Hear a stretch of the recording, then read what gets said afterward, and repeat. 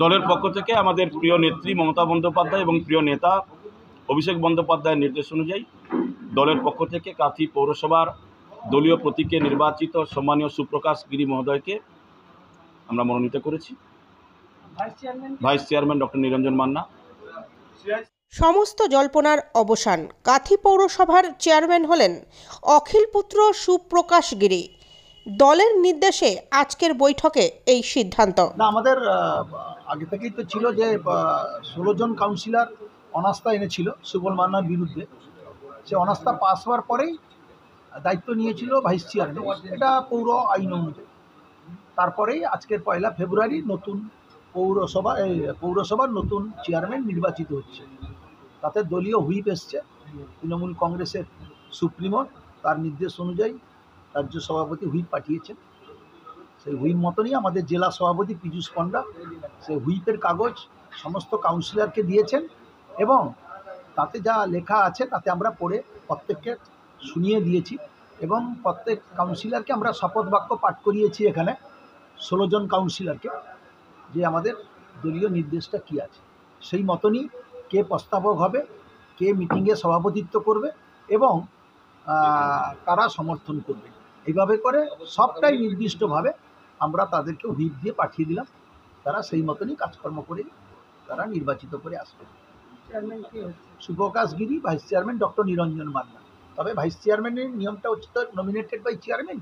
তো আজকে আমরা হুইপ চলে এসছে নিরঞ্জন মান্না, তাতে আমরা আজকের হবে না 7 দিনের মধ্যেই তাকে আবার বোর্ডের মিটিং ডেকে ওখানে নমিনেটেড করা হবে। শুভবাবু তো আদালতে মামলা করেছিলেন, মামলা তো 2বার হিয়ারিং হয়েছিল, 2বারই উনি হেরে গিয়েছিলেন। লোকসভা ভোটের আগে কাঁথিতে তৃণমূলের যে একটা ডামাডোল বা অভ্যন্তরীণ যে চলছিল সেটা কি অনেকটা মিথ্যে মনে হচ্ছে? না, ডামাডোল কিছু ছিল না, এটা চেয়ারম্যান নিয়ে একটা পত্র পত্রিকায় বেরিয়েছিল। হ্যাঁ, তাতে আমরা নিশ্চিতভাবে চেষ্টা করব যে পৌরসভার বিধানসভার নিরিখে পৌরসভাটাকে আরও ভালো করে আমাদের সাংগঠনিক দিকে আমরা ফিরিয়ে আনার চেষ্টা করব। আমরা আশা করছি যে আমাদের কাজের মাধ্যমে, উন্নয়নের মাধ্যমে আগামী দিনে আমাদের নিশ্চিতভাবে পৌরসভার মানুষ আবার তৃণমূল কংগ্রেসের প্রতি আস্থা জ্ঞাপন করবে।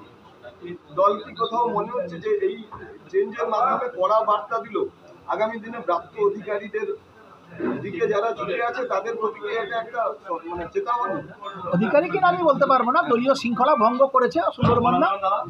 যেখানে চেয়ারম্যান পদ থেকে মঞ্চে দাঁড়িয়ে ওইসব কথা বলা উচিত নয়, সেটা দলীয় ভাবমূর্তি নষ্ট হচ্ছে, তার জন্যেই নিশ্চিতভাবে তাকে সরিয়ে দেওয়া হচ্ছে। কিন্তু প্রণাম করার জন্য না, ওটা সুবলবাবু চালাচ্ছে।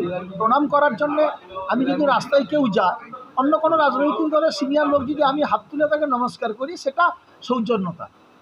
প্রণাম করার জন্যে তাকে দল থেকে মানে তার পদ থেকে সরে যেতে বলা হয়নি। উনি যে বক্তৃতাটা করেছেন সেটা সম্পূর্ণভাবে দলবিরোধী কাজ।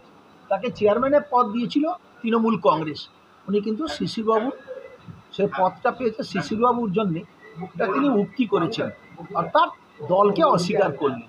যে দলের প্রতীকে যা নির্বাচিত একজন কাউন্সিলর, সে তাকে দলের হুইপ দিয়ে তাকে চেয়ারম্যান করা হয়েছিল, তাই দলকে সম্মান দেওয়া তার উচিত ছিল। সেই জন্যই এটা মনে হয়েছে দল বিরোধী কাজ, এর জন্য তার প্রতি অনাস্থা আনা হয়েছে।